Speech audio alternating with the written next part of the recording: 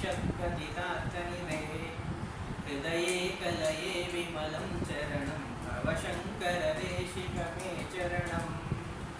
करुणावरुणालय पालय मां भवसागरदुःखविदूनहृदम् रचयाखिल दर्शन तत्त्वविदं भव शङ्कर देशिक मे शरणम् भवता जनता सुहिता भविता निजबोध विचारण चारुमते कलयेश्वर जीव विवेकविदं भव शङ्कर देशिक मे शरणम् भव एव भवानिति मे नितरां समजायत चेतसि कौतुकिता मम वारय मोहमहाजलधिं भव शङ्कर देशिक मे शरणम् सुकृतेऽधिकृते बहुधा भवतो भविता समदर्शनलालसता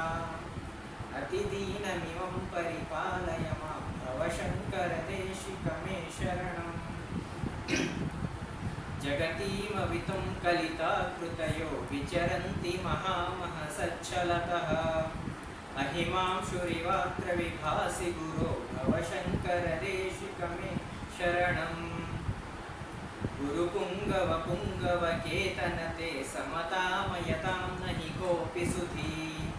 शरणागतवत्सल तत्त्वनिधे भव शङ्कर देशिक मे शरणम्